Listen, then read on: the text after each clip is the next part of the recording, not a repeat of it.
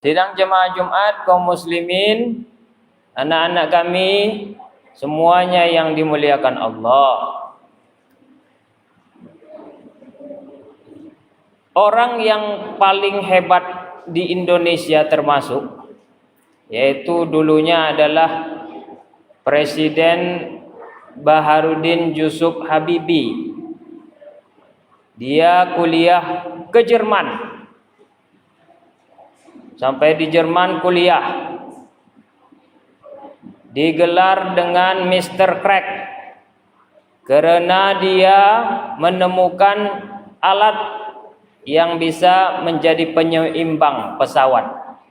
Jadi pesawat yang bisa sampai ke tinggi atas sana tuh, kok bisa seimbang dia? Mana bisa seimbang? Padahal di atas sana tuh juga banyak. Ada angin kencang, ada kadang-kadang petir. Makanya kalau ada petir besar, kadang pesawat nggak mau terbang. Banyak juga yang menghalangi di atas. Tapi kenapa bisa pesawat itu di atas terbang dengan normal, tidak oleng ke kanan ke kiri? Karena ada alat penyeimbang. Ini waktu Habibie kuliah di Jerman, dia bukan juara 1, tapi dia juara 3. Lalu yang juara 1 siapa? Orang Yahudi. Yang juara 2 orang Yahudi.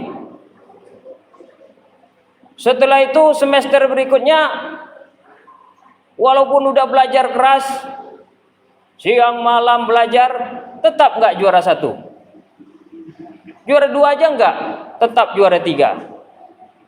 Yang juara 1 siapa lagi? Yang tadi juga lagi, orang Yahudi. Yang juara 2 orang Yahudi. Penasaranlah Habibie ini. Didatangilah 2 orang itu. Kalian kenapa bisa hebat, jenius kayak gini? Kok kalah aku?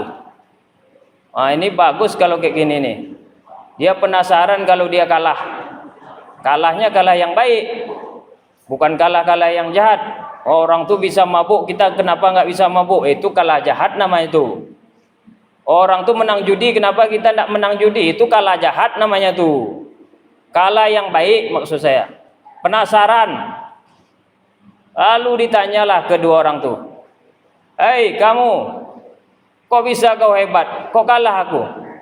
Apa rahasianya?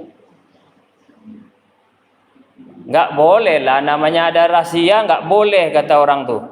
Kamu yang juara 2, apa rahasianya? Kok bisa pintar kamu? Nggak boleh juga lah Habibie. Kalau di situ panggilannya bukan Habibie tapi Rudi. Karena Baharudin, Rudi. Jadi orang-orang mahasiswa luar manggil dia bukan Habibie tapi Rudi. Nggak boleh Rudi. Ini rahasia. This is a secret. Ini adalah rahasia. Kalau rahasia dikasih tahu nanti kami kalah lah. Besoknya lagi tetap juga juara 3 Habibie, si Rudi ini. Akhirnya dituntutnya lah juga sama yang juara 1, juara 2. Kalian ini apa sebetulnya kalian? Makan apa kalian? Kok hebat kalian? Apa yang kalian lakukan?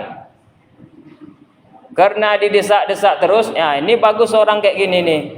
Dia mau terus untuk menjadi hebat seperti orang. Didesaknya terus, walaupun yang lawan kita itu tidak Islam. Biasalah kita hidup nih, ada tetangga Islam, ada tetangga anak Islam. Tapi kalau dia lebih hebat, boleh kita tahu apa rahasia kalian hebat. Kok bisa kalian tidak kelahi sama istri kalian? Kok bisa damai kalian di rumah tangga? Kami Islam kok malah kayak gini? Boleh kita belajar kalau dunia-dunia ini. Akhirnya karena ada didesak lah, dibilanglah sama orang Yahudi itu, Rudi, kau mau tahu rahasia kami? Kau bangun jam 3 malam atau tengah malam, lalu mandi bersih-bersih, pakai wangi-wangian, harum-harum, lalu bacalah Al-Quran. Hah? Kok kalian Islam mau baca Al-Quran? Kata si Rudi ini, si Habibie. Itulah ilmu jenius. Wah, setelah mengetahui itu, Si Rudi ini besoknya setiap pagi bangun jam 3 pagi, mandi dia, pakai wangi-wangi, baca Quran jam 3 pagi. Bahkan sholat lagi dia, sholat subuh, sholat tahajud. Setelah itu apa yang terjadi? Dialah yang menjadi juara 1. Kalah 2 orang Yahudi yang tadinya menjadi juara 1, juara 2 tadi. Artinya kita ini kadang-kadang terlena gimana cara pintar. Rupanya pintar itu kuncinya adalah membaca Al-Quran. Begitu. Masa iya? Ya kayak orang pintar-pintar juga baca Al-Quran. Masa iya orang tidak Islam aja baca Al-Quran? Lah kenapa kita mau jadi orang bodoh? Karena tidak membaca Al-Quran. Tapi kami masih bodoh Pak Ustadz. Tidak mungkin Allah tidak menuntun hambanya yang sangat dekat sama dia. Orang kalau udah baca Quran tentu dekat pada Tuhan. Orang kalau jauh dari Quran tentu jauh dari Tuhan. Itu saja konsep kehidupan. Makanya dikatakan Bismillahirrahmanirrahim. Walau anna Qur'anan suyirat bihil jibal au qutti'at bihil ardu au kullima bihil mauta bal lillahil amru jami'a. Surat Ar-Ra'd, surat yang ke-13 ayat 31. Dan sekiranya ada suatu bacaan, ada enggak suatu bacaan yang mana bacaan itu bisa gunung-gunung dapat digoncangkan? Kalau dulu zaman-zamannya belajar mantra-mantra, belajar ilmu-ilmu, ada enggak ilmu-ilmu yang bisa kaya? Ada enggak ilmu-ilmu yang bisa membuat badan kebal? Nah, ini Quran dah menjelaskan. Sekiranya ada suatu bacaan, dengan itu gunung-gunung dapat goncang, atau bumi bisa terbelah. Ini tanah kita ini terbelah, apa bacaannya? Atau orang yang sudah mati dapat hidup. Bicara orang mati itu. Bisa bicara kita sama orang mati. Itulah Al-Quran, kata Allah di dalam surat Ar-Ra'd.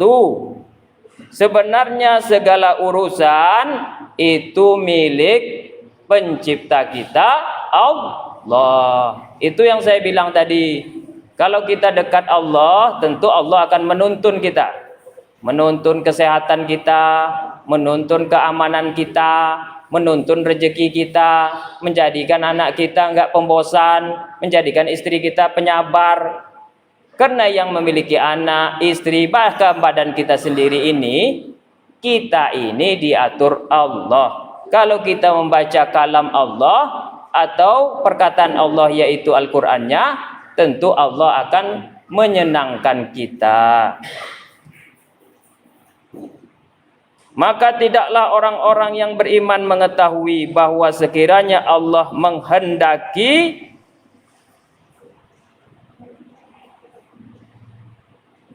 tentu Allah memberi petunjuk kepada manusia semuanya.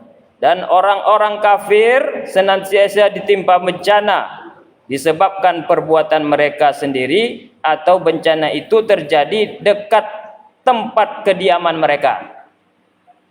Jadi bencana orang-orang kafir itu bisa dekat rumah mereka. Sampai datang janji Allah. Sungguh Allah tidak pernah ingkar janji.